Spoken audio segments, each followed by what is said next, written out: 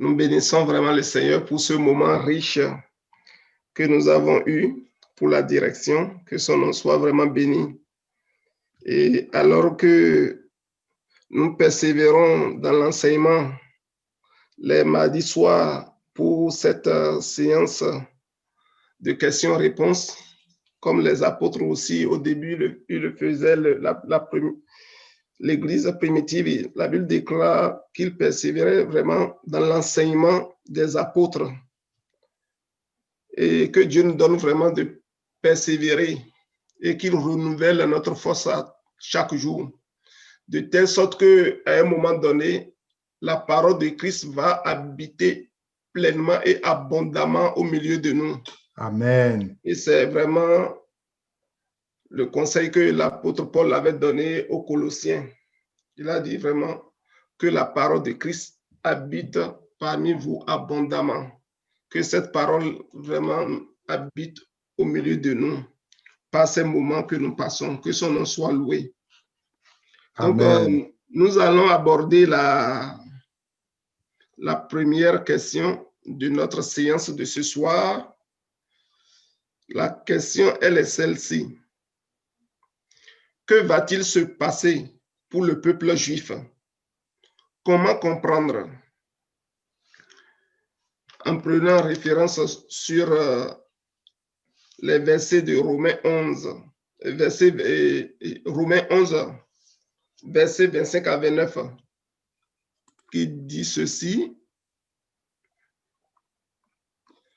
Romains 11, versets 25 à 29. Oui, s'il te plaît.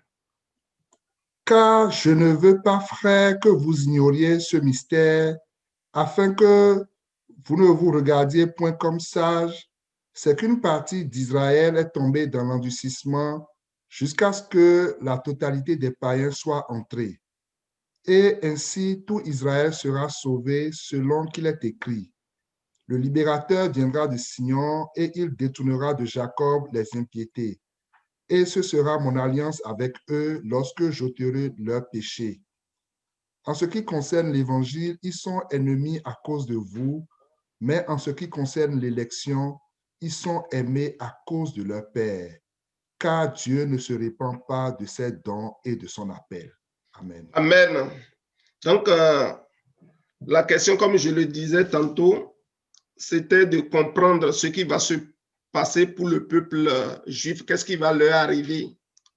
Et ensuite, le deuxième volet de la question, comment on peut expliquer ou bien comment on peut comprendre ces versets que nous venons de lire dans Romains 11, les versets 25 à 29. Que l'Éternel nous aide. Donc, si quelqu'un se sent inspiré et qu'il peut déjà briser la glace, qu'il se sente vraiment libre de répondre, que le Saint-Esprit même nous conduise. Je dépose le micro. Amen. Amen. Amen.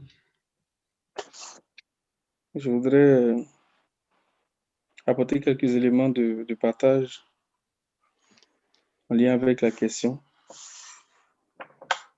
Vraiment que le Seigneur nous aide à comprendre ces choses.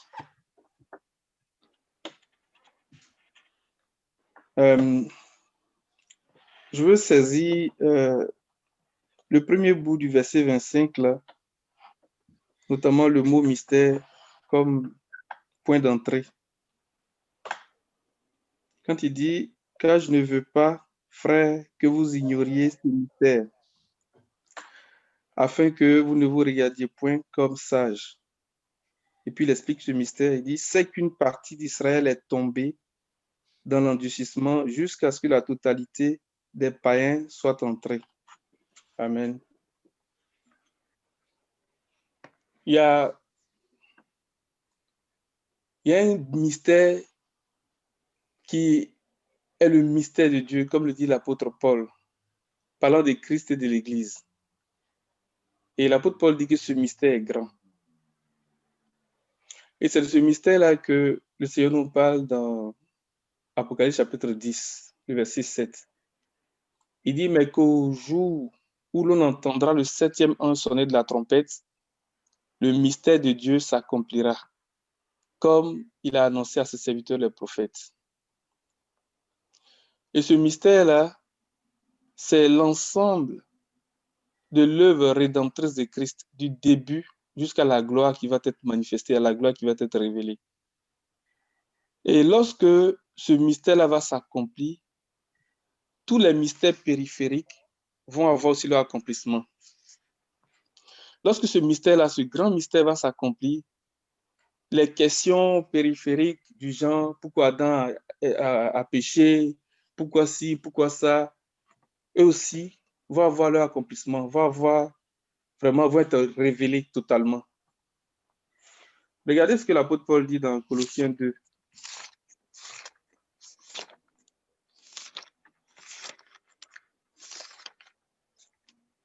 Le verset 1, verset 3. Mais le verset 3 particulièrement. Je veux en effet que vous sachiez combien est grand le combat que je soutiens pour vous et pour ceux qui sont à Laodicée et pour tous ceux qui n'ont pas vu mon visage en la chair, afin qu'ils aient le cœur rempli de consolation, qu'ils soient unis dans la charité et enrichis d'une pleine intelligence pour connaître le mystère de Dieu, savoir Christ, verset 3, mystère dans lequel sont cachés tous les trésors de la sagesse et de la science. Amen. Il dit le mystère de Dieu, c'est Christ. Mais le verset 3 nous dit que c'est dans ce mystère-là que sont cachés tous les trésors de la sagesse et de la connaissance, bien de la science. Ça veut dire que ce mystère-là, lui-même, ce grand mystère de Dieu qui est Christ, il renferme tous les autres mystères que les Écritures nous rapportent. Donc, le mystère dont parle l'apôtre Paul ici dans le passage de Romains 11 est inclus, ou bien il est caché, ou bien il est rattaché à ce grand mystère-là. Donc, si nous avons des lumières au sujet du mystère de Dieu, c'est-à-dire Christ, nous allons avoir aussi des lumières au sujet de ce mystère dont parle l'apôtre Paul, parce qu'il parle de cette histoire d'Israël depuis le chapitre 9 jusqu'à ce chapitre 11-là, mais il dit que c'est un mystère. C'est pour ça que je dis qu'on va saisir vraiment le mot mystère, là, ou bien le mystère de Dieu, comme porte d'entrée pour avoir des lumières au sujet de ce mystère dont l'apôtre Paul parle ici. Amen. Alors, je vais partir d'une image qui va peut-être un peu résumer ce que l'apôtre Paul dit ici dans Romains 11 là, mais qui est en lien avec le passage de Colossiens 2 qu'on a lu là. Et que le Seigneur nous aide à comprendre les choses au nom de Jésus. Et l'image que je voudrais considérer, c'est l'histoire de Joseph. Dans Genèse 37, soyez patient un peu. Hein. Genèse 37, à partir du verset 1. On connaît cette histoire-là, mais on va la considérer et puis on va faire du chemin tranquillement. Jacob demeura dans le pays de Canaan où avait séjourné son père. Voici la postérité de Jacob. Joseph, âgé de 17 ans, faisait paître le troupeau avec ses frères. Cet enfant était auprès des fils de Bila et des fils de Zilpa, femme de son père. Et Joseph rapportait à leur père leurs mauvais propos. Israël aimait Joseph plus que tous les autres fils parce qu'il avait eu dans sa vieillesse et il lui fit une tunique de plusieurs couleurs. Ses frères virent que leur père l'aimait plus que tous et il le prit en haine. Il ne pouvait lui parler avec amitié. Joseph eut un songe et il le raconta à ses frères qui le haït encore davantage. Il leur dit, « Écoutez donc ce songe que j'ai eu.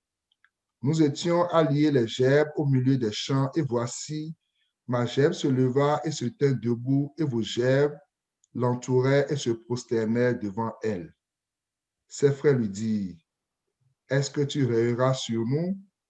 Est-ce que tu nous gouverneras? » Et il le haït encore davantage à cause de ses songes et à cause de ses paroles.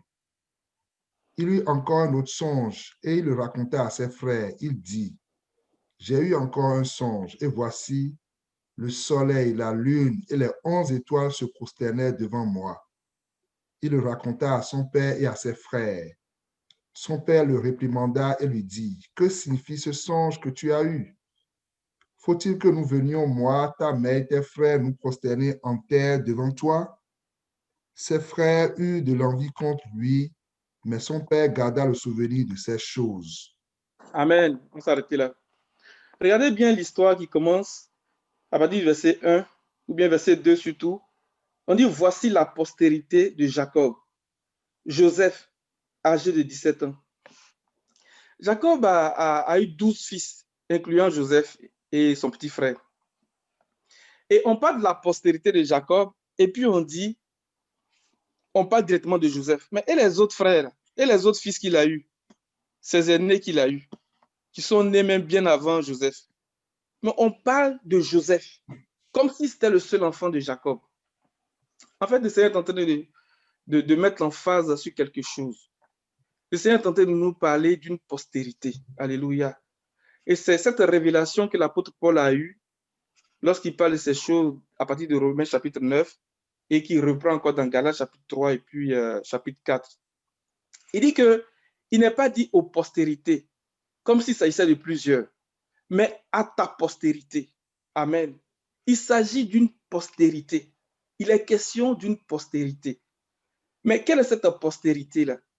Donc, à travers les songes que Joseph a racontés à ses frères, notamment le premier songe, et l'interprétation que ses frères ont donnée, ou bien la réaction de ses frères, ça vient donner une interprétation pour comprendre un peu la postérité dont il est question.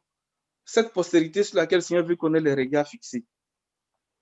Dans le verset 8, il dit, ses frères lui disent, est-ce que tu régneras sur nous? Est-ce que tu nous gouverneras? Et il le haït encore davantage à cause de ses songes et à cause de ses paroles. Ils n'ont pas compris que c'était un langage, que c'était un message que le Seigneur est en train d'annoncer. Mais dans ce qu'ils disent, est-ce que tu régneras sur nous? Est-ce que tu nous gouverneras? On retrouve le passage de Genèse 1, verset 14. Il est en train de parler d'une postérité qui n'est pas de cette création, qui n'est pas de la terre, mais d'une postérité qui est du ciel. C'est de ça qu'il est en train de parler. Il dit, est-ce que tu vas gouverner sur nous, tu vas régner sur nous? On va lire Genèse 1, verset 14 avant de continuer. J'espère qu'on se suit. Hein. Je vais vraiment aller doucement pour qu'on comprenne un peu où est-ce qu'on s'en va. C'est cette image-là, à travers l'histoire de Joseph, que j'essaie d'amener pour revenir croiser le passage de Romains 11. Là. Genèse 1, verset 14. Vas-y, après verset 14. Dieu dit qu'il y a des luminaires dans l'étendue du ciel pour séparer le jour d'avec la nuit, que ce soit des signes pour marquer les époques, les jours et les années, et qu'ils servent de luminaires dans l'étendue du ciel pour éclairer la terre. Et cela fut ainsi. Dieu fit les deux grands luminaires, le plus grand luminaire pour présider au jour et le plus petit luminaire pour présider à la nuit. Il fit aussi les étoiles. Dieu les plaça dans l'étendue du ciel pour éclairer la terre, pour présider au jour et à la nuit, et pour séparer la lumière d'avec les ténèbres. Amen. C'est de ça qu'il est en train de parler. Mais ils n'ont pas compris. Parce qu'il y a une postérité qui est du ciel. Et c'est le ciel qui gouverne la terre. Et c'est cette postérité-là qui doit gouverner toutes choses. C'est ça qu'il est en train de parler. Mais comme ils n'ont pas compris, et puis ils ont commencé à haïr leur frère, le Seigneur va donner encore un autre rêve avec encore plus de précision. Là, il va commencer à dire clairement ce qu'il avait dit dans le premier rêve. Joseph fait un autre rêve, et puis il commence à parler. Il dit, ah, cette fois-ci, j'ai rêvé, et puis j'ai vu des étoiles, j'ai vu le soleil, j'ai vu la lune, et puis voilà ce qui s'est passé. En fait, il venait mettre encore en évidence ce qu'il était en train d'annoncer depuis le début. Mais avant d'aller plus loin, c'est ce que le Seigneur a montré à Abraham. Quand il a appelé Abraham, il a dit, quitte ton pays, ta patrie, ta famille, tes origines, pour le pays que je vais te montrer. Et nous connaissons la vie d'Abraham. Arrivé au chapitre 15, le Seigneur se révèle à Abraham, il apparaît à Abraham et puis dit que Abraham ne craint rien, je suis ton bouclier et ta récompense sera très grande. Donc Abraham lui demande, mais qu'est-ce que tu vas me donner? Je n'ai pas d'enfant, je n'ai pas de postérité. Qu'est-ce que tu vas me donner? Je m'en vais et puis c'est un étranger, c'est un serviteur qui va être mon héritier. Et puis le Seigneur dit, non, ce n'est pas un étranger. Viens dehors, je vais te montrer quelque chose. C'est ce que le Seigneur montre encore à Abraham. Il dit, regarde le ciel, regarde les étoiles. Si tu peux les compter, telle sera ta postérité, telle sera ta descendance. Et l'esprit de la prophétie nous enseigne que cette postérité-là, ce sont des prédicateurs de la justice. Cette postérité-là, c'est les enfants de Dieu en tant qu'enfants de la résurrection. C'est de ça qu'il est question. Cette postérité-là, ce sont ceux qui sont devenus des enfants de Dieu, des hommes accomplis en Christ, qui ont atteint la plénitude de l'image et de la ressemblance de Dieu lui-même. C'est de ça qu'il est question. Et il montre ça à Abraham. Et Abraham met toute sa confiance en Dieu, et puis le Seigneur lui impute sa justice. Et c'est le début du voyage d'Abraham dans le chemin de la justice. Et Abraham, il s'impatiente, il attend la postérité. Et selon lui, parce que le Seigneur n'est jamais en retard, comme ça tarde, il va avec Agar, et puis il a un enfant. Mais dans Romains chapitre 4, l'apôtre Paul dit, mais qu'est-ce que Abraham a obtenu selon la chair? Mais ce qu'il a obtenu selon la chair, c'est Ismaël. Ce n'est pas l'enfant que Dieu lui avait promis. Donc, au chapitre 17, le Seigneur lui dit, viens ici. On dirait que tu n'as pas bien compris ce que je te dis depuis là. Il dit, marche devant ma face et sois intègre. Alléluia. Amen. Et le Seigneur renouvelle encore son alliance avec Abraham, puis lui rappelle les mêmes choses. Mais comme Abraham ne comprend pas, déjà le Seigneur lui dit que ta femme là, d'elle va sortir un peuple de rois. Alléluia.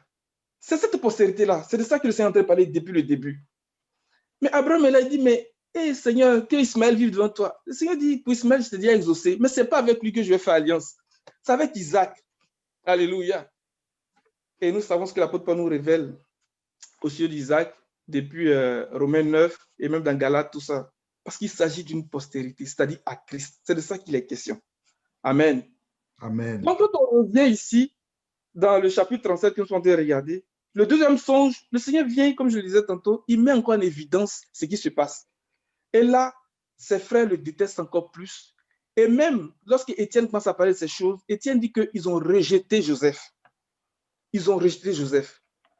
Mais l'attitude à avoir, c'est l'attitude que son père a eue. Même si c'est venu le chercher un peu dans son orgueil, mais la Bible dit quoi dans le verset 11? Il dit que son père garda le souvenir de ces choses. En fait, ce n'était pas de la rancune. Il était en train de dire qu'il en a fait l'objet de ses recherches et de ses investigations. Et c'est à cela que le Seigneur nous appelle. C'est à cela que le Seigneur nous appelle. Mais ces recherches que nous faisons là, ou bien la façon dont on doit investiguer sur ces choses, ce n'est pas l'esprit de la prophétie. Ce n'est pas le témoignage de Jésus-Christ. Alléluia. Et plusieurs ont été au service de ce message-là, ce message qui nous est parvenu aujourd'hui, même au prix de leur vie. Donc, ses frères le rejettent et ça va conduire Joseph à, j'ai envie de dire, à sa vente comme esclave en Égypte. Mais Joseph est une préfiguration de Christ. J'espère que vous me suivez. Amen. Donc, c'est comme si Christ est venu. Il commence à parler de ces choses-là. Les gens ne le comprennent pas. Et puis, ils le rejettent. Mais en vendant Joseph comme esclave en Égypte, c'est comme pour dire que l'Égypte, là, c'est le monde. Donc, Christ va se tourner vers le monde. Alléluia. Et c'est le temps dans lequel nous sommes. J'extrapole un peu. Donc, Joseph, il va aller s'occuper de l'Égypte. Il devient esclave. Mais le cheminement de Joseph, son parcours en Égypte jusqu'à son ascension au pouvoir, ça montre comment Christ est venu dans la chair. Il s'est donné, alléluia, pour que de lui sorte un peuple, pour que de lui sorte une nation. Mais cette nation, la Bible dit que ce sont des épouses. C'est pour ça que quand on voit la vie de Joseph en Égypte, la femme qui était avec lui, ce n'était pas une femme juive. C'était une femme, j'ai envie de dire païenne, parce que c'était une égyptienne. Est-ce que nous comprenons un peu ce qui se passe? Et Joseph s'occupe de l'Égypte. Donc, avec les rêves, les interprétations que le Seigneur va lui donner, en tout cas la grâce de Dieu qui est avec lui, il va ramasser le blé pour sauver l'Égypte de la famine. Il va s'occuper de l'Égypte, vraiment, il va régner sur l'Égypte. Mais pendant qu'il est en train de régner là, c'est quelle femme qui est avec lui? Ce n'est pas une femme des Hébreux, ce n'est pas une juive, c'est une femme païenne. C'est ce que Christ est en train de faire aujourd'hui avec nous. Il est venu, les Juifs l'ont rejeté. Et le Seigneur, à cause du fait qu'ils l'ont rejeté, l'évangile nous a trouvés. Donc, le Seigneur est en train d'appeler un corps de personnes, un corps de peuple. Il va s'occuper de ce corps de peuple-là, comme Joseph en Égypte. Il était avec la fille du prêtre, là, c'était sa femme. Et d'elle, il a eu 2 fils. Mais plus tard, ses frères vont venir à lui. Alléluia. Et Joseph, il va se laisser découvrir par ses frères. C'est la même chose qui est en train de se passer aujourd'hui. Le Seigneur est venu dans les jours de sa chair, il a annoncé ce grand message-là. Ils l'ont rejeté. Et c'est comme ça que l'évangile nous a trouvés. C'est pour ça que Paul et Silas, Paul et Barnabas, dans Actes chapitre 13, il dit quoi? Il dit que puisque vous-même vous jugez indignes du royaume de Dieu, de la vie éternelle, nous nous tournons vers les non-juifs. Parce que c'est l'ordre que nous avons reçu du Seigneur. Que le nom du Seigneur soit béni. Amen. Ils ont rejeté Joseph. Mais en le rejetant, ils étaient en train d'annoncer ce grand mystère-là. Comment Christ allait se tourner vers l'humanité pour sauver l'humanité. Et ce corps de personne qui est son épouse, mais ce n'est pas une épouse qui a une nationalité, qui a une identité terrestre, comme les Juifs qui ont un appel terrestre. C'est le mystère qui est là. Donc, il règne avec cette femme-là, il s'occupe de l'Égypte. Et plus tard, on va aller regarder ça, je ne sais pas si le verset. Lorsqu'il revient acheter le blé pour la seconde fois, là, Joseph va se laisser découvrir par ses frères. Et puis il va dire, approchez-vous de moi. C'est moi, Joseph, votre frère que vous avez vendu en Égypte. Genèse 45, à partir du verset 1, le verset 1 au verset 4. Joseph ne pouvait plus se contenir devant tous ceux qui l'entouraient. Il s'écria, « Faites sortir tout le monde. » Et il ne resta personne avec Joseph quand il se fit connaître à ses frères. Il éleva la voix en pleurant. Les Égyptiens l'entendirent et la maison de Pharaon l'entendit. Joseph dit à ses frères, « Je suis Joseph. Mon père vit-il encore? » Mais ses frères ne purent lui répondre car ils étaient troublés en sa présence. Joseph Alléluia. dit à ses frères, « Approchez-vous de moi. » Et ils s'approchèrent. Il dit, « Je suis Joseph, votre frère, que vous avez vendu pour être mené en Égypte. » Cette histoire est vraiment saisissante, les frères. Elle est vraiment saisissante. Parce que ce parcours de Joseph-là, ça montre la mort et la résurrection de Christ. Lorsqu'ils sont venus dire à leur père, « Ah, vois, est-ce que tu reconnais les habits de ton fils ?» Qu'est-ce qu'ils avaient fait? Ils avaient tué un bouc. Et puis, ils avaient mis le sang du bouc sur l'habit que Jacob avait donné à son fils. Mais le bouc, là, c'est ce qu'on utilise pour faire les sacrifices. Le sacrifice d'expiation, le sacrifice de culpabilité. Ça annonçait la mort de Christ. La prison, là, ça parlait du fait que Christ allait aller prêcher aux esprits en prison aussi. Et lorsque Joseph est sorti de la prison, ça parle de la résurrection de Christ. Et c'est après sa résurrection que cet épisode-là se passe. Lorsque Joseph est en train de régner sur l'Égypte. Et il dit, c'est moi, Joseph. Là, il va se laisser découvrir maintenant par ses frères. En temps, il a fini de régler le cas des Égyptiens. Alléluia, avec sa femme que Pharaon lui avait donnée. Et cette femme-là, c'est une image pour parler du mystère de Christ et de l'Église. Lorsque l'apôtre Paul commence à parler de ce mystère dans l'épître aux Éphésiens, il va commencer à partir du verset 3 pour dire quelque chose. Et dans le chapitre 3, il va dire ce mystère-là, c'est que les non-juifs et les juifs forment un seul corps. Déjà dans le chapitre 2, il avait commencé à annoncer ça, pour dire que le mur de séparation, Dieu l'a renversé. On va les lire pour pas qu'on paraphrase trop. Éphésiens 1, verset 3. Béni soit Dieu le Père de notre Seigneur Jésus-Christ, qui nous a bénis de toutes sortes de bénédictions spirituelles dans les lieux célestes en Christ. Continue, s'il te plaît. En lui, Dieu nous a élus avant la fondation du monde pour que nous soyons saints et irrépréhensibles devant lui. Amen. Amen. Amen.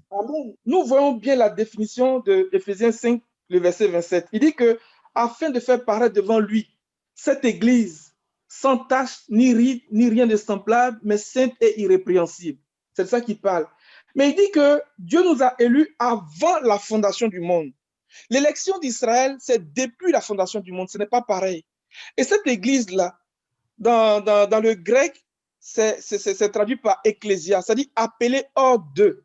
Donc, ce n'est pas une postérité ou bien ce n'est pas une création qui est de la terre. Elle est appelée hors d'eux. Elle est appelée hors d'eux, hors de ce monde, à régner avec Christ dans le ciel, à régner avec lui dans le ciel. Alléluia. L'appel d'Israël est un appel terrestre, mais l'appel de l'Église est un appel céleste. Ça prend tout son sens. Elle est appelée hors d'eux. Lorsque le Seigneur a envoyé Moïse pour aller faire sortir le peuple de l'Égypte, il a dit, j'ai appelé mon fils à sortir hors d'eux, dans Osée 11. Il le dit textuellement, j'ai appelé mon fils à sortir hors d'eux. Et lorsqu'il envoie Moïse, il dit, dis à Pharaon de laisser partir mon fils pour qu'il aille me servir. Alléluia. L'Église est un appel céleste. Elle est appelée hors d'eux, c'est l'Ecclésia. Et Israël est un appel terrestre. Mais lorsque le Seigneur va venir, j'ai envie de dire, à travers l'œuvre de la croix, ce qu'il va faire, c'est ce que l'apôtre Paul commence à expliquer dans le chapitre 2, à partir du verset 11. Donc, il n'y a plus juifs, il n'y a plus non-juifs. Mais tous ceux qui acceptent le Seigneur, ils rentrent dans ce corps de personnes-là, ils rentrent dans cette nouvelle famille-là, ils rentrent dans cette nouvelle création qui ne dépend pas de la citoyenneté terrestre, qui ne dépend pas des nationalités, qui ne dépend pas des pays. Parce que ce corps de personnes a une identité céleste. Elle n'est pas de cette création. Et c'est elle qui va régner, c'est elle qui va gouverner avec le Seigneur. Ce sont les étoiles du ciel. Ce sont les citoyens du ciel. C'est ce corps de prophète, c'est ce corps de prêtre roi. C'est de ça que le Seigneur est en train de parler. Éphésiens 2. À partir du verset 11. C'est pourquoi vous, autrefois païens dans la chair, appelés incirconcis par ceux qu'on appelle circoncis et qui le sont à la chair par la main de l'homme, souvenez-vous que vous étiez en ce temps-là sans Christ, privés du droit de cité en Israël, étrangers aux alliances de la promesse, sans espérance et sans Dieu dans le monde. Mais maintenant, en Jésus-Christ, vous qui étiez jadis éloignés, vous avez été rapprochés par le sang de Christ. Alléluia. Continue, s'il te plaît. Car il est notre Père, lui qui des deux n'en a fait qu'un et qui a renversé le mur de séparation, l'inimitié, ayant anéanti par sa chair la loi des ordonnances dans ses prescriptions, afin de créer en lui-même avec les deux un seul homme nouveau, en établissant la paix et de les réconcilier l'un et l'autre en un seul corps avec Dieu par la croix, en détruisant par elle l'inimitié. Il est venu annoncer la paix à vous qui étiez loin et la paix à ceux qui étaient près, car par lui nous avons les uns et les autres accès auprès du Père dans un même esprit. Que le nom du Seigneur soit béni. Il a renversé le mur de séparation. Avant Christ, les projecteurs étaient sur Israël. Et on peut dire qu'il y avait comme deux groupes. Il y avait Israël dans la chair et puis il y avait les nations. Mais quand Christ est venu, il n'y a plus deux groupes. Pour ceux qui acceptent le message de l'évangile, qui acceptent et qui obéissent à la foi, ils rentrent dans ce corps de personnes. Et c'est ceux-là qui sont appelés à régner avec Christ hors d'eux. C'est l'Ecclésia, c'est l'Église. Que tu sois juif, que tu ne sois pas juif, mais si tu acceptes, tu rentres dans cette famille-là. Et c'est le mystère qui est là. C'est ce que dans le chapitre 3, il va commencer à dire. Il dit, ce mystère, s'il te plaît, tu peux lire un bout, à partir du verset 1. À cause de cela, moi, Paul, le prisonnier de Christ, pour vous païens, si du moins vous avez appris quelle est la dispensation de la grâce de Dieu qui m'a été donnée pour vous. C'est par révélation que j'ai eu connaissance du mystère sur lequel je viens d'écrire en peu de mots. En les lisant, vous pouvez vous représenter l'intelligence que j'ai du mystère de Christ. Il n'a pas été manifesté aux fils des hommes dans les autres générations, comme il a été révélé maintenant par l'Esprit aux saints apôtres et prophètes de Christ. Ce mystère, c'est que les païens sont co-héritiers, forment un même corps et participent à la même promesse en Jésus-Christ par l'Évangile, dont j'ai été fait ministre selon le don de la grâce de Dieu qui m'a été accordé par l'efficacité de sa puissance. Que le nom du Seigneur soit béni. Amen. Et voici ce que le Seigneur est en train de faire.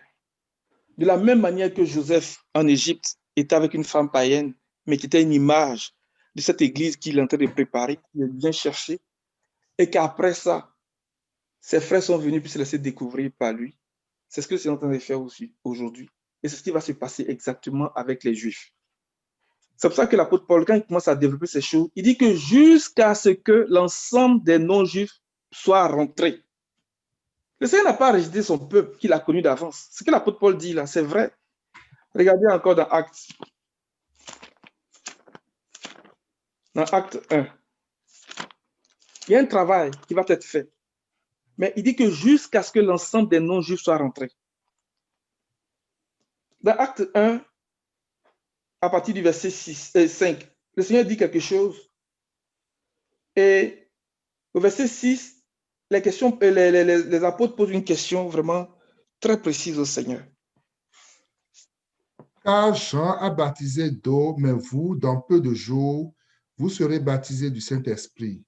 Alors les apôtres réunis lui demandèrent, Seigneur, est-ce en ce temps que tu rétabliras le royaume d'Israël? Amen.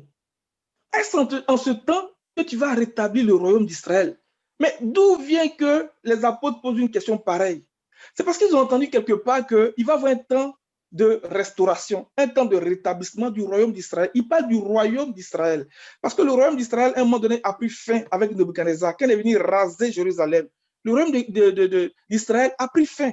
Mais il demande, mais est-ce en ce temps-là que tu vas rétablir le royaume d'Israël? C'est qu'il y a un rétablissement par rapport à Israël qui va être fait.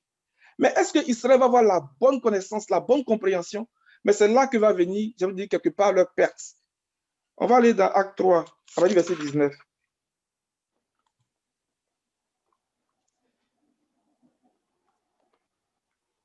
Répentez-vous donc et convertissez-vous pour que vos péchés soient effacés, afin que des temps de rafraîchissement viennent de la part du Seigneur, et qu'il envoie celui qui vous a été destiné, Jésus-Christ, que le ciel doit recevoir jusqu'au temps du rétablissement de toutes choses dont Dieu a parlé anciennement par la bouche de ses saints prophètes.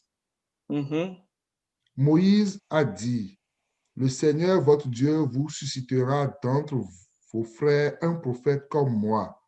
Vous l'écouterez dans tout ce qu'il vous dira, et quiconque n'écoutera pas ce prophète sera exterminé du milieu du peuple. Tous les prophètes qui ont successivement parlé depuis Samuel ont aussi annoncé ces jours-là. Vous êtes les fils des prophètes et de l'alliance que Dieu a traitée avec nos pères en disant à Abraham, toutes les familles de la terre seront bénies en ta postérité. C'est à vous premièrement que Dieu, ayant suscité son serviteur, l'a envoyé pour vous bénir en détournant chacun de vous de ses iniquités. Alléluia. Le verset 21, il dit jusqu'au temps de rétablissement de toutes choses dont Dieu a parlé anciennement par la bouche de ses saints prophètes. Dans le chapitre 1, verset 8, le Seigneur a dit, vous recevez une puissance, le Saint-Esprit survenant sur vous, et vous serez mes témoins à Jérusalem, dans la Judée, dans la Samarie et jusqu'aux extrémités de la terre. Le Seigneur vient nous donner le calendrier de ce qui allait se passer dès que le Saint-Esprit allait venir, jusqu'à ce qu'il revienne. C'est le calendrier qui est là. À Jérusalem, ça a commencé. Il dit à Jérusalem, dans la Judée, dans la Samarie. Après la persécution, on voit comment les apôtres se sont dispersés et puis ils ont commencé à répandre l'évangile. Il dit jusqu'aux extrémités de la terre. Et ce qui s'est passé avec Israël, la mort d'Étienne a été comme le dernier appel de Dieu pour les amener à la repentance. C'est la mort d'Étienne qui a été comme l'acte qui est venu fermer la porte pour Israël dans cette dispensation de la grâce dans laquelle nous sommes pour 2000 ans, si on peut dire ça comme ça. Le temps que le Seigneur nous donne. Il dit que détruisez ce temple et en 3 jours, je le relèverai. Il fait des miracles aujourd'hui et demain et le 3e jour va nous donner la vie. Donc, les 2000 ans là, c'est le temps que le Seigneur donne à l'Église pour se préparer jusqu'à ce que l'ensemble des non-juifs puissent rentrer dans le corps. Et donc, quand Étienne est mort, c'était comme la porte, comme si la porte venait de se fermer en ce moment-là pour Israël. C'est à partir de là que l'évangile a commencé à se répandre. J'ai envie de dire, c'est à partir de là que ce que le Seigneur a dit dans le verset 8 là, a commencé à s'exécuter exactement. Ils ont commencé à prêcher dans la Judée, dans la Samarie. Et plus tard, on va voir l'apôtre Pierre, qui va être celui qui va ouvrir l'évangile aux non-juifs, en commençant par la famille de Corneille. Mais celui qui était l'un des témoins du meurtre d'Étienne, c'est lui que Dieu va prendre maintenant pour aller propager l'évangile, c'est-à-dire l'apôtre Paul. Et l'apôtre Paul se présente lui-même comme l'apôtre des païens, l'apôtre des incirconcis. Et il nous donne ce conseil dans le chapitre 11 de Romains. Alléluia. Et l'apôtre Paul va parcourir le monde, il va répandre l'évangile, et plus tard, il va revenir encore à Jérusalem pour encore essayer de parler à son peuple. Et dans le chapitre 21 de Actes, le verset 30, je lis rapidement, je ne vais pas être trop long. Il dit, toute la ville fut émue et le peuple accourut de toutes parts. Il se saisit de Paul, le traînait hors du temple et les portes furent aussitôt fermées. Cette porte qui a été fermée là, ça là, ce n'est pas un homme qui a fermé, c'est prophétique. Et aujourd'hui, de ce qui se dit, c'est qu'Israël est en train de rassembler tout ce qu'il peut rassembler pour rebâtir un troisième temple à Jérusalem. Nous savons que le temple de Dieu, là, ce n'est pas un temple physique. Le Seigneur n'habite pas dans des temples faits de main d'homme, comme s'il était servi par des choses humaines. C'est ce que l'apôtre Paul nous dit. On sait que ce n'est pas ça le temple de Dieu. Mais ce qu'ils sont en train de faire là, ça s'inscrit aussi dans quelque chose qui va préparer l'accès à un antéchrist. Dans l'ancien temps, cette porte qui a été fermée là, plus tard, il y a un peuple qui est venu, les Romains sont venus et ils ont brûlé le temple. Ils ont brûlé le temple. Et même quand on lit les histoires, il y a quelqu'un qui s'appelait Antiochus qui était venu à un moment donné, qui était une préfiguration de l'antéchrist, c'était une préfiguration du diable lui-même. Il est venu jusqu'à s'asseoir dans le temple et même, j'ai vu quelque part où on dit il a offert une truie sur l'autel dans le temple. Il a profané le sanctuaire, il a souillé le sanctuaire. Ils sont en train de reconstruire un temple là. Ça là, ça doit nous parler, ça doit nous dire des choses par rapport au calendrier de Dieu, par rapport aux choses qui sont en train de se mettre en place. Et c'est comme ça qu'ils vont se faire avoir, c'est comme ça qu'ils vont être séduits. Il va venir, il va faire des alliances avec eux. C'est de ces choses-là que Daniel parle. Quand il parle de temps de restauration, Daniel a parlé de ça aussi, dans Daniel chapitre 9. Lorsque l'ange est venu lui expliquer les choses, il lui a dit ces choses-là. On va lire un bout, et puis je donne un autre passage, puis je vais m'arrêter. Que le Seigneur nous aide. Quand on parle d'Israël, qu'il nous aide à avoir une lecture par rapport aux signes des temps. Parce qu'il y a quelque chose qui va se passer aussi par rapport à Israël quand on parle des signes des temps de la fin. On parle de l'Église, on parle d'Israël dans la chair, mais aussi on parle des nations. Qui viennent donner la compréhension des temps et des saisons. Ce qu'ils sont en train de faire, le troisième temps qu'ils sont en train de faire là, c'est pour leur ruine. Et c'est en ce moment-là, quand ils vont commencer à vivre la persécution, des temps de vengeance, c'est là qu'ils vont commencer à comprendre qu'ils se sont fait avoir. Et ils vont commencer à chercher le Seigneur. Daniel 9. Verset 23. Lorsque tu as commencé à prier, la parole est sortie et je viens pour te l'annoncer car tu es un bien-aimé. Sois attentif à la parole et comprends la vision. 70 semaines ont été fixées sur ton peuple et sur ta ville sainte pour faire cesser les transgressions et mettre fin au péché, pour expier l'iniquité et amener la justice éternelle, pour sceller la vision et le prophète et pour oindre le Saint des Saints. Sache-le donc et comprends. Depuis le moment où la parole a annoncé que Jérusalem sera rebâtie jusqu'à loin au conducteur, il y a 7 semaines. Soit... Amen. Amen. Là, tu es au verset combien? 9. Au verset combien? 25? Oui, 25. Dans la version française courant, il dit ça un peu plus clairement. Il dit, voici donc ce que tu dois savoir et comprendre. Depuis l'instant où a été prononcé le message concernant le retour d'exil et la reconstruction de Jérusalem, jusqu'à l'apparition du chef consacré, il y a cette période de 7 ans. Maintenant, dans la version française, on dit ensuite, donc ce qui va venir après le Seigneur. Il y a eu le retour de l'exil. Ils ont reconstruit sur les anciens fondements. C'est vrai, ils ont fait ça. Et le Seigneur est venu. Mais après ça, il continue d'expliquer. Il dit ensuite, pendant 62 périodes de 7 ans, la ville et ses fortifications seront reconstruites mais les temps seront difficiles. À la fin de ces 62 périodes, un homme consacré sera tué sans que personne ne le défende. Puis un chef viendra avec son armée et détruira la ville et le sanctuaire. Le temple a été détruit et, comment on appelle ça? En tout cas, ce récit-ci, il faut vraiment qu'on fasse des recherches avant d'avancer pour faire des affirmations. Je vais finir la lecture d'abord. Puis un chef viendra avec son armée et détruira la ville et le sanctuaire. Toutefois, ce chef finira sous le déferlement de la colère divine. Mais jusqu'à sa mort, il mènera une guerre dévastatrice, comme cela a été décidé.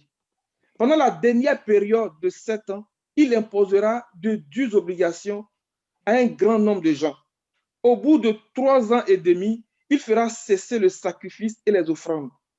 La question que je me pose quand je lis ça, je dis, mais est-ce que le sacrifice, je sais que le temple a été détruit, donc le sacrifice qu'Israël fait, ça n'a plus de sens, mais est-ce que concrètement le sacrifice a été arrêté?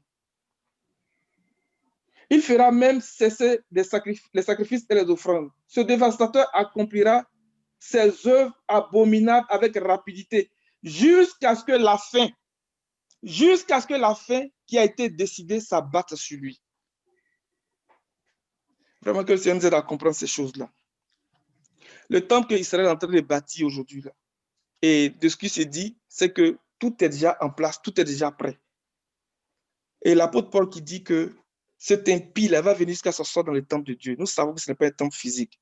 Et nous pouvons le démontrer. Quand on regarde les 7 lettres du Seigneur sur cette église a dit, on peut le démontrer.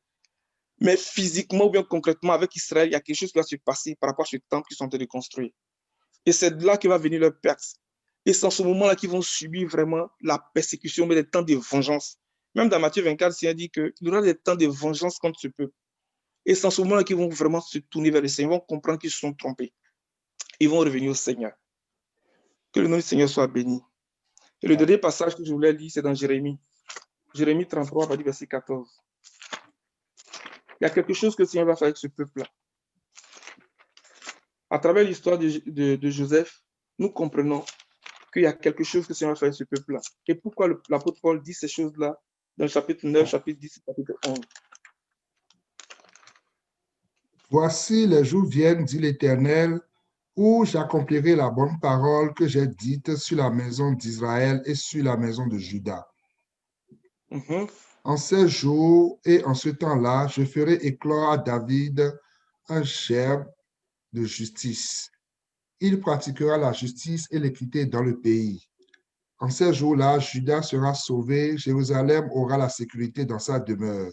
Et voici comment on l'appellera, l'Éternel notre justice. Car ainsi parle l'Éternel, David ne manquera jamais d'un successeur assis sur le trône de la maison d'Israël. Les sacrificateurs, les Lévites, ne manqueront jamais devant moi de successeurs pour offrir des holocaustes, brûler de l'encens avec les offrandes et faire des sacrifices tous les jours. La parole de l'Éternel fut adressée à Jérémie en ces mots. Ainsi parle l'Éternel. Si vous pouvez rompre mon alliance avec le jour et mon alliance avec la nuit, en sorte que le jour et la nuit ne soient plus en leur temps, alors aussi mon alliance sera rompue avec David, mon serviteur, en sorte qu'il n'y aura point de fils régnant sur son trône, et mon alliance avec les Lévites, les sacrificateurs qui font mon service. De même qu'on ne peut compter l'année des cieux, ni mesurer le sable de la mer, de même je multiplierai la postérité de David, mon serviteur, et les Lévites qui font mon service. La parole de l'Éternel fut adressée à Jérémie en ces mots. N'as-tu pas remarqué ce que disent ces gens? Les 2 familles que l'Éternel avait choisies, il les a rejetées. Ainsi, il méprise mon peuple au point de ne plus le regarder comme une nation. Ainsi parle l'Éternel. Si je n'ai fait mon alliance avec le jour et avec la nuit, si je n'ai pas établi les lois des cieux et de la terre, alors aussi je rejetterai la postérité de Jacob et de David, mon serviteur, et je ne prendrai plus dans sa postérité ceux qui domineront sur les descendants d'Abraham, d'Isaac et de Jacob. car je ramènerai leurs captifs et j'aurai pitié d'eux. Alléluia. Que le nom du Seigneur soit béni. Amen. Il y a quelque chose que le Seigneur va faire aussi avec ce peuple-là. Le dernier bout, la partie verset 25, il dit, ainsi parle l'Éternel, si je n'ai fait mon alliance avec le jour et la nuit, si je n'ai pas établi les lois des cieux et de la terre, alors aussi je rejetterai la postérité de Jacob. Il parle de Jacob. Donc, il parle des enfants d'Israël dans la chair. Parce que quand il parle d'Israël céleste, il va dire Israël, mais il dit de Jacob et de David, mon serviteur. Je ne prendrai plus dans sa postérité ceux qui domineront sur les descendants d'Abraham. Oh, la descendance d'Abraham, là, ça dit Christ.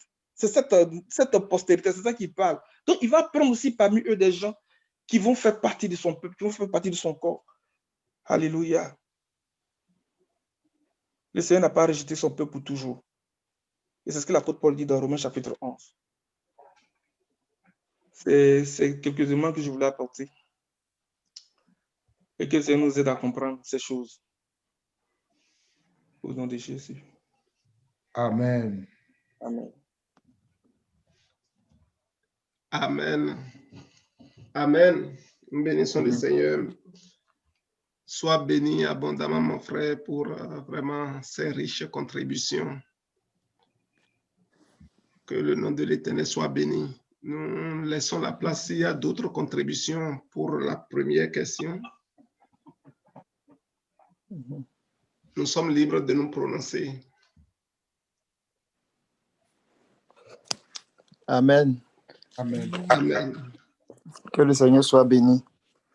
Nous rendons grâce au Seigneur pour ces riches paroles qu'il nous donne et pour ces images fortes qui nous amènent aussi à percer vraiment ce mystère dont parle l'apôtre Paul dans Romains 11. Et comme notre frère Pierre le disait, il disait que l'apôtre Paul, des fois, il a des sujets qui ne sont pas évidents. Et quand il en parle, ceux qui ne comprennent pas, ils tordent le sens à leur perte. Mais que le Seigneur, avec l'esprit de la prophétie qui fait bouger l'Église, qui fait avancer l'Église, nous donne vraiment plus de lumière au nom de Jésus. Je voulais aussi apporter quelques éléments par rapport à cette question. Il y a un certain nombre de choses, peut-être qu'il faut garder aussi en arrière-plan quand on considère toute la vie du peuple d'Israël.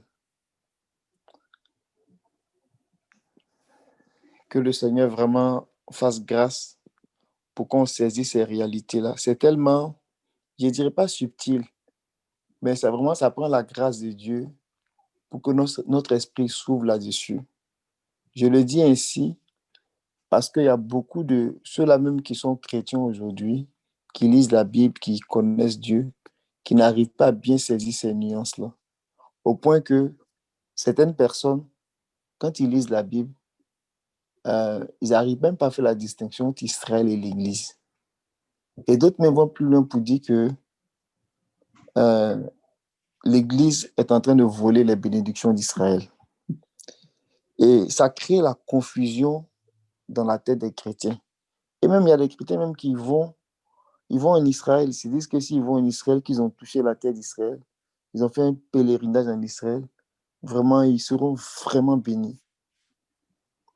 Et ça fait que on adore souvent, on cherche Dieu dans la confusion.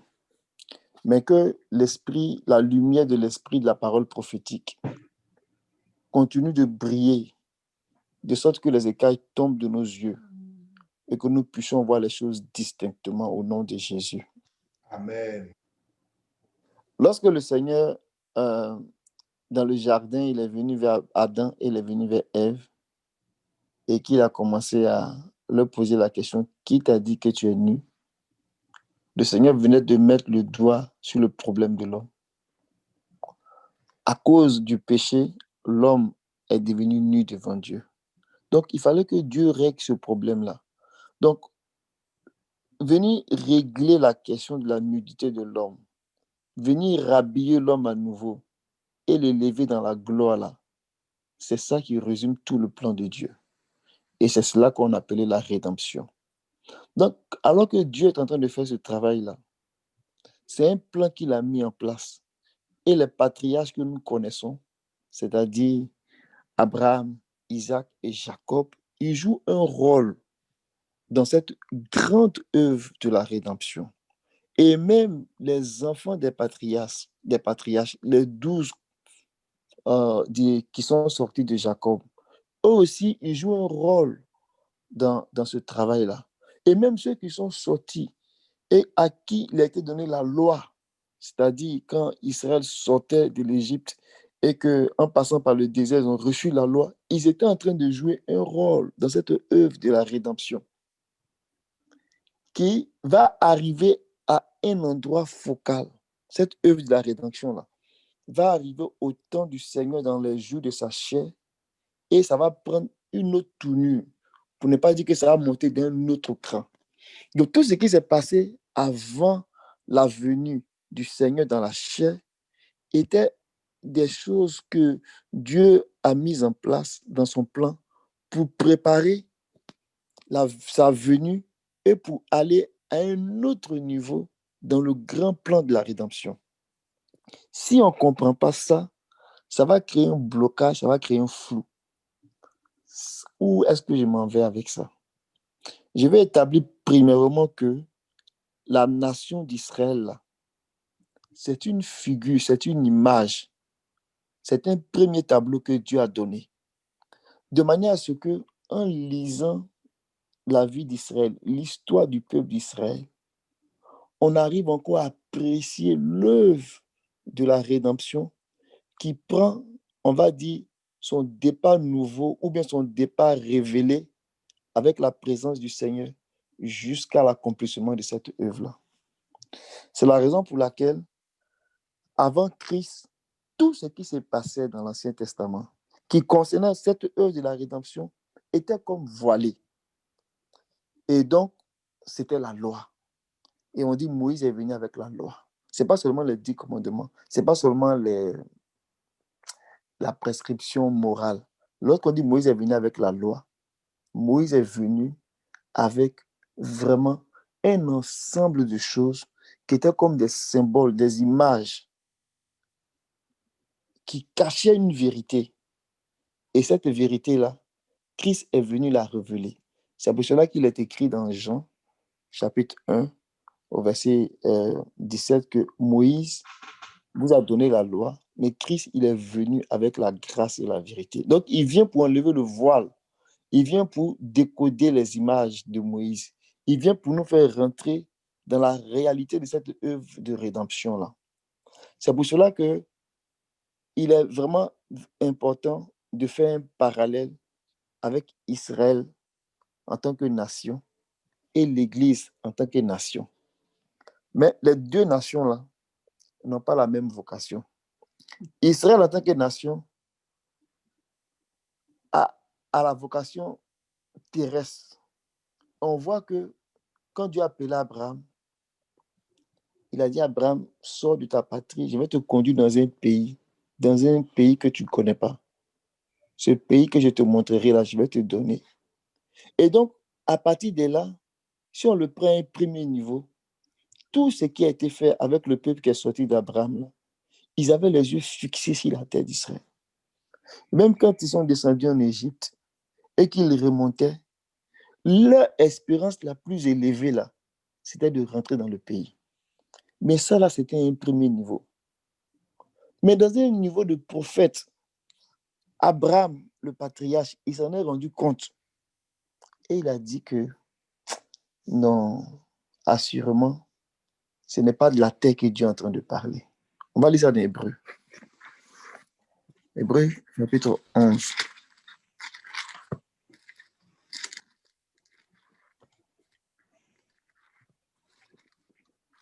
On va lire le verset Hébreu combien?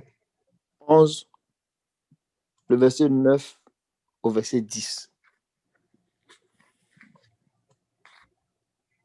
C'est par la foi qu'il vint s'établir dans la terre promise, comme dans une terre étrangère, habitant sous des tentes, ainsi qu'Isaac et Jacob, les co-héritiers de la même promesse.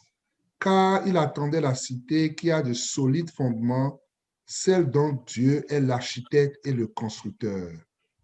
Amen. Le Seigneur avait béni Abraham.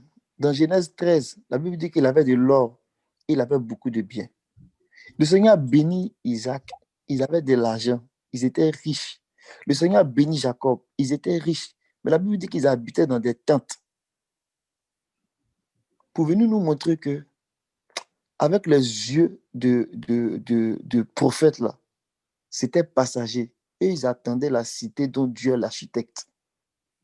Et cette cité-là, l'esprit de la révélation nous dit que c'est la nouvelle Jérusalem que Jean nous a présentée dans l'Apocalypse.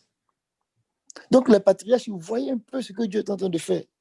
Mais un premier niveau, c'était comme limité à la terre, à la promesse de la terre. Et tout ce que le Seigneur faisait avec eux, c'était comme conditionné à la promesse de la terre. Si tu fais ça, tu vas rester dans le pays du repos, dans le pays où coule lait le miel.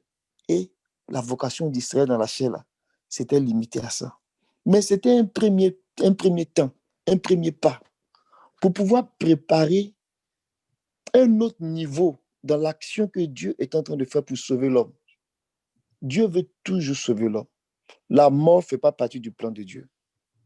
La mort n'a jamais été quelque chose de normal que Dieu a prévu. Non, Dieu a créé l'homme là pour ne pas mourir. C'est le péché qui a fait que la mort est rentrée dans le monde. Mais Dieu veut que l'homme vive. Et c'est par rapport à cette restauration-là, c'est par rapport à cette vie-là que Dieu a commencé à toujours travailler, de la Genèse jusqu'à l'Apocalypse. Dieu est dans cette démarche-là de sauver l'homme et de l'élever dans la gloire. Ne perdons pas ça de vue. Ça va nous aider à bien comprendre le travail que Dieu est en train de faire. Et ce mystère-là, duquel le frère Jean-Philippe parlait tantôt, c'est autour de lui que gravitent tous les autres mystères. Donc, Israël n'est que, excusez-moi du terme, mais c'est avec beaucoup de respect que j'ai dit ça. La vie d'Israël, là, c'était comme une parenthèse pour venir mettre en place ce qui allait concerner les choses de l'Église. Donc, l'Église, là, j'ai envie de dire, c'est le niveau que Dieu voulait atteindre. Mais il n'est pas venu directement avec la réalité. Il est venu avec l'image. Et Israël a constitué cette image-là. L'espérance d'Israël était une espérance terrestre, alors que l'espérance de l'Église est une espérance céleste. Donc, première chose qui doit être vraiment bien perçue, c'est que Israël dans la chair est une image. Mais une image qui nous permet de regarder et puis de comprendre le travail que Dieu fait par rapport à l'Église. Donc, du point de vue des nations, on peut même considérer 3 groupes. Il y a Israël comme nation, mais avant que Israël ne soit comme nation, il y avait des nations même qui existaient. Et du milieu de ces 2 groupes-là, Dieu est venu faire sortir une autre nation qu'on appelle l'Église. Donc, on se retrouve comme avec 3 groupes. Israël comme nation, l'Église comme nation et les nations qui constituent en soi un autre bloc. Mais vous voyez, on va voir qu'avec ces 3-là, Dieu va faire, puisque Dieu veut sauver les hommes, avec ces 3-là, Dieu va faire une alliance. Et cette alliance-là, on retrouve ça dans la vie du patriarche Abraham. Abraham a connu, on va dire ça de même là, il a connu 3 femmes. Mais sa vraie femme, la légitime, là, c'est Sarah. Et les Écritures nous disent que Sarah, elle représente l'Église. On va lire dans Galates.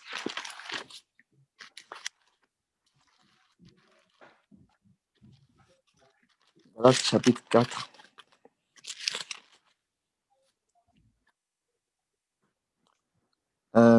Si on lit à partir du verset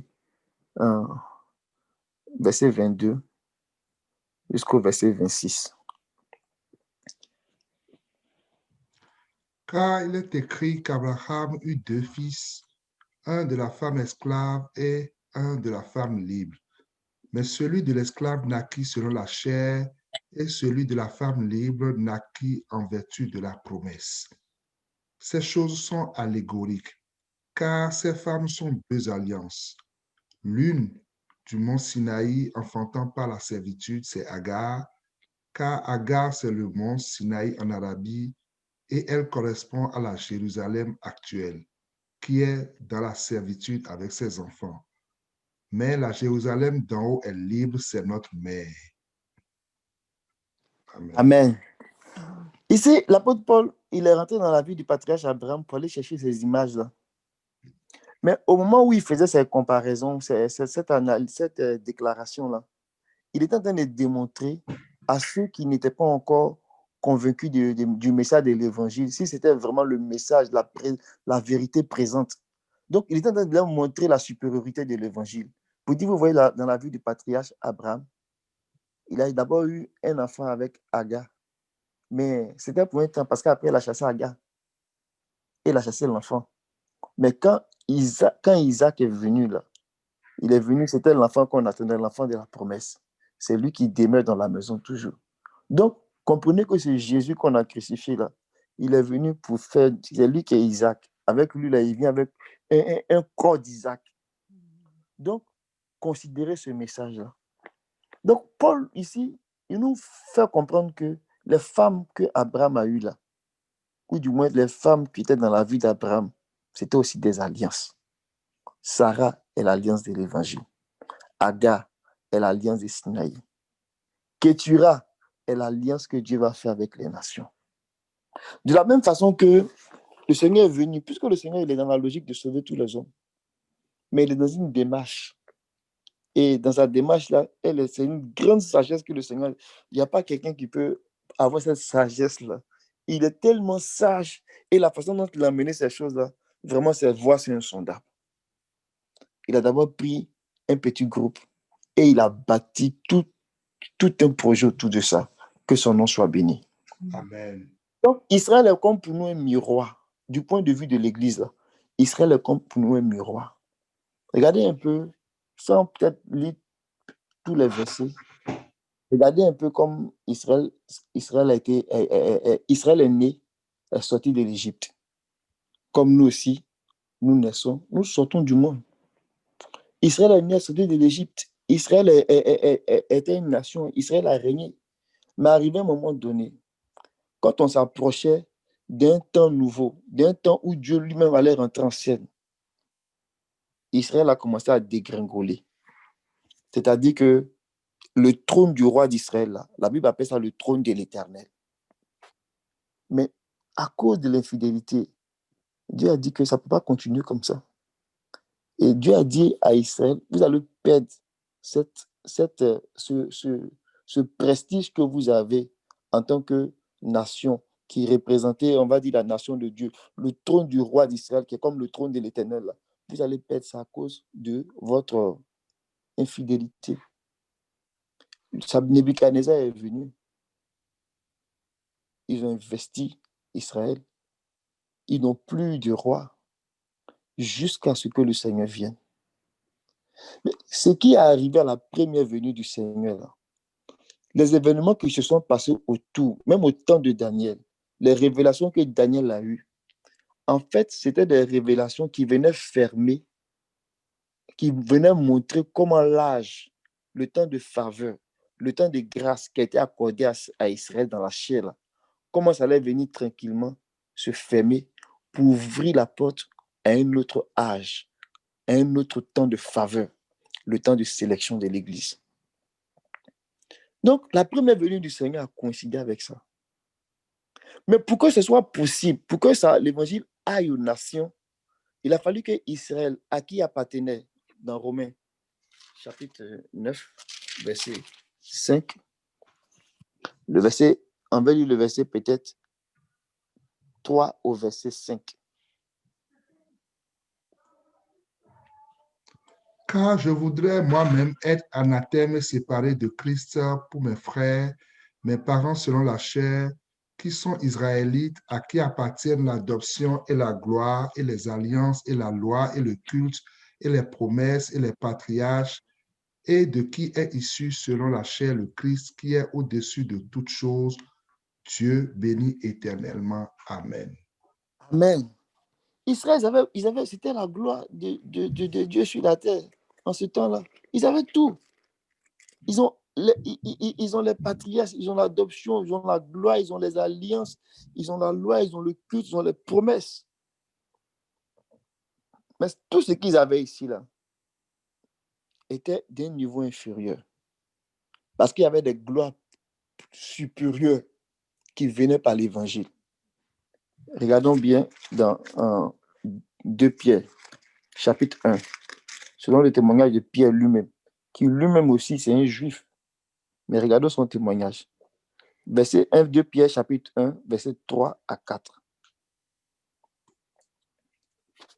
Comme sa divine puissance nous a donné tout ce qui contribue à la vie et à la piété, au moyen de la connaissance de celui qui nous a appelés par sa propre gloire et par sa vertu, lesquels nous assurent de sa part les plus grandes et les plus précieuses promesses, afin que par elles, vous deveniez participants de la nature divine, en fuyant la corruption qui existe dans le monde par la convoitise.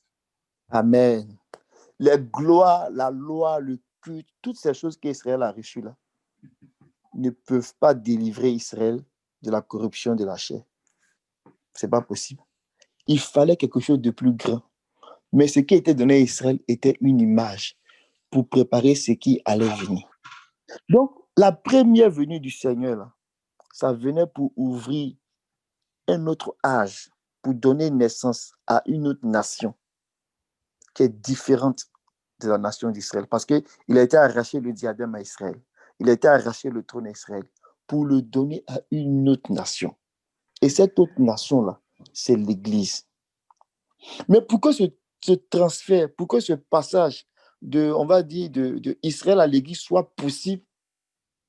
L'apôtre Paul nous explique dans Romains 11 que, comme ils étaient les détenteurs, ils étaient comme les gardiens de la loi, les gardiens du culte, ça faisait que ça ne pouvait pas aller comme ça aux autres nations.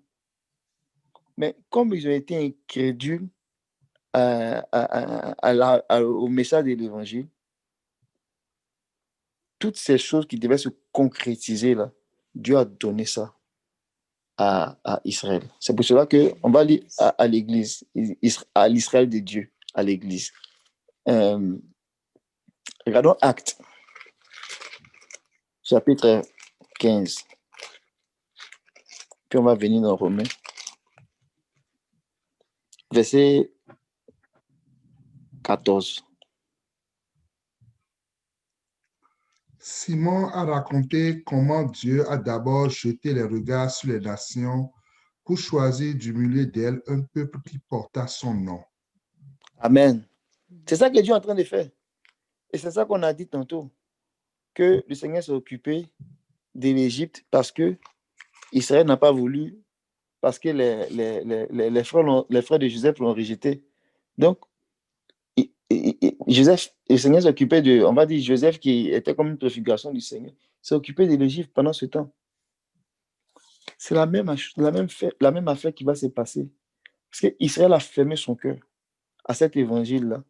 Donc, qui est la bonne nouvelle, qui n'est rien d'autre aussi, l'œuvre de la rédemption, le livre de la rédemption. Comment Dieu vient nous délivrer de la corruption du péché, l'égarement ou le piège dans lequel il est tombé dans le jardin d'Éden. Comment Dieu veut le délivrer de ça là? Le livre qui vient comme être, on va dire, ouvert pour notre rédemption là. Ce qui a commencé à être écrit depuis là. Ça devait rentrer maintenant dans sa phase, j'ai envie de dire, la plus glorieuse. Et c'était à portée des mains à Israël parce qu'ils avaient déjà la gloire, ils avaient toutes ces choses-là. Mais comme ils ont fermé leur cœur, ils n'ont pas pu rentrer là-dedans. Et c'est ça que Paul dit dans Romains 11. On va lire, on va lire un peu plus bas dans Romains 11 là. Regardez le verset 8.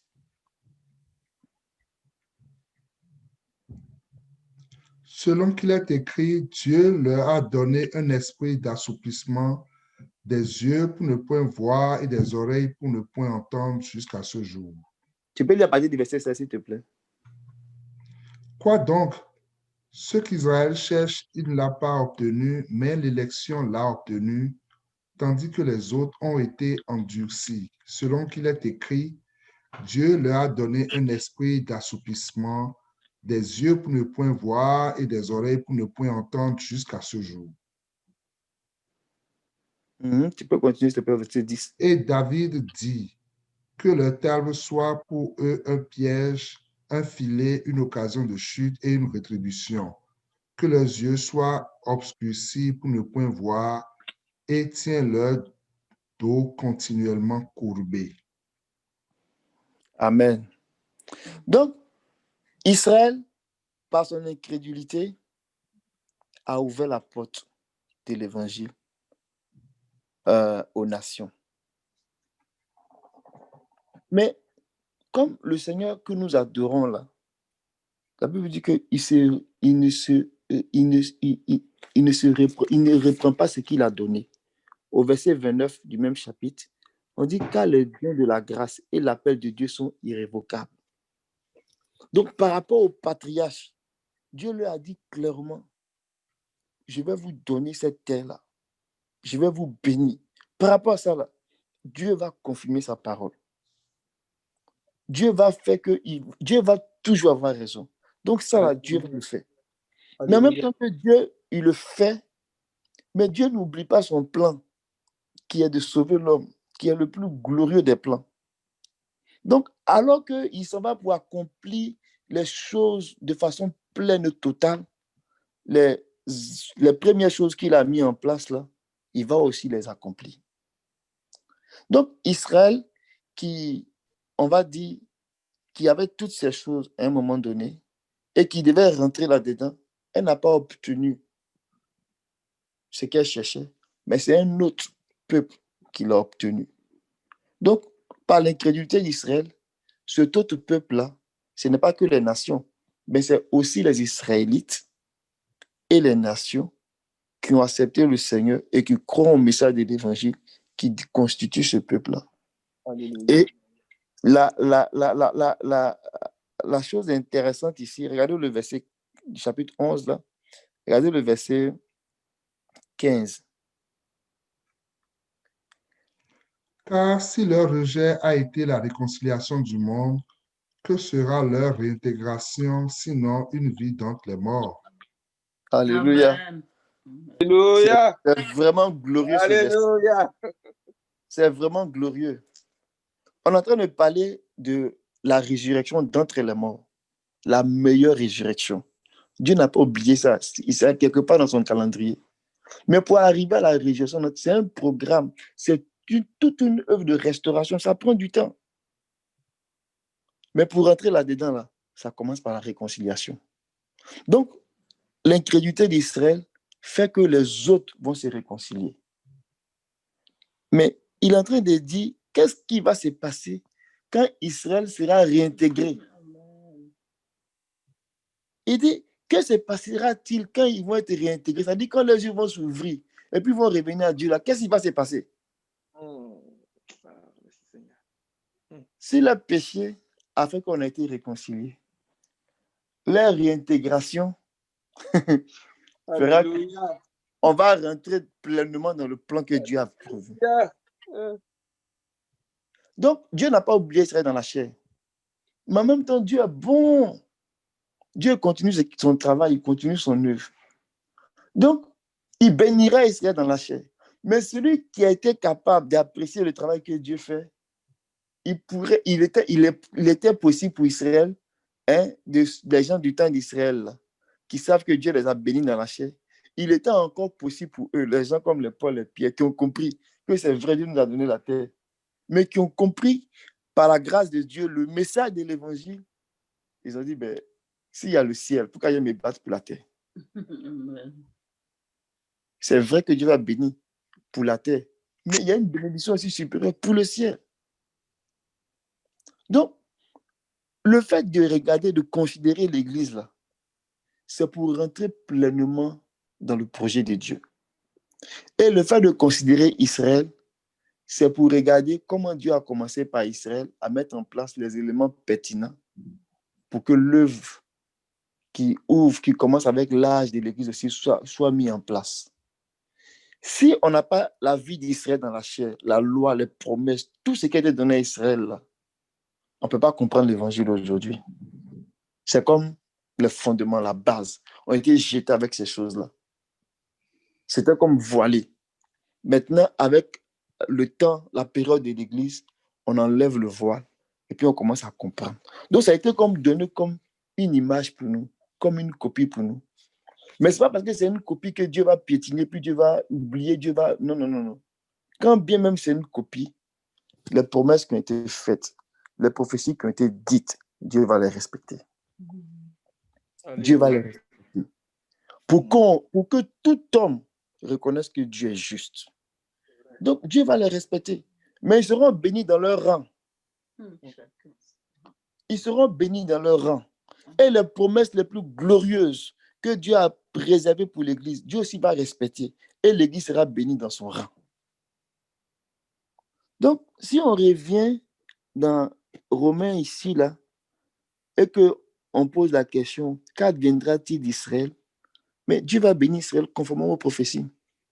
Mais c'est dans un rang de Hagar. Et Dieu va bénir l'Église conformément aux prophéties, mais dans le rang de Sarah. Et ce que Dieu a réservé pour l'Église, là, c'est que Dieu a voulu que, de la même façon que Joseph a été une bénédiction pour ses frères, Dieu veut que l'Église soit une bénédiction pour Israël dans la chair. Parce que c'est ceux qui vont arriver à cet état-là que Dieu va donner comme moyen de bénédiction au reste du monde. C'est pour cela que toute la création, y compris les Juifs dans la chair, ils attendent la révélation des fils de Dieu. Amen. Mais la révélation des fils de Dieu, là, c'est le mystère de l'Église qui les révèle. C'est parce que l'Église va rentrer dans l'accomplissement de ces choses-là qu'elle sera une bénédiction pour le reste de la création. C'est pour cela que quand nous saisissons, nous nous accrochons à l'Évangile, c'est pour aller accomplir ce plan de Dieu-là, pour être des sacrificateurs dans les mains du Seigneur, pour que nous soyons une bénédiction pour le reste des nations.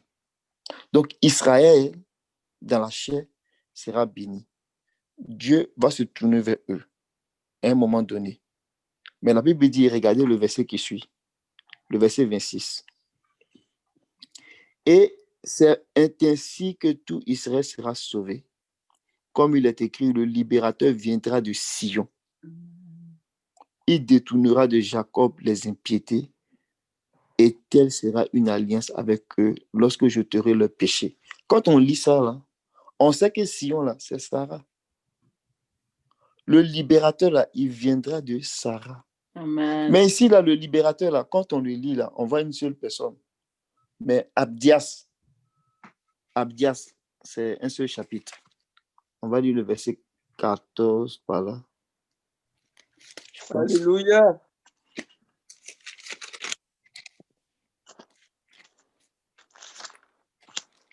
Non, pas vers la fin. Pas le verset 21. On va lire peut-être deux ou plusieurs versions. Alléluia.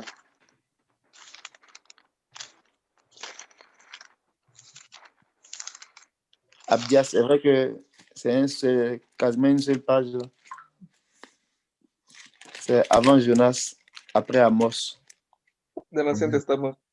C'est dans l'Ancien Testament. Amen.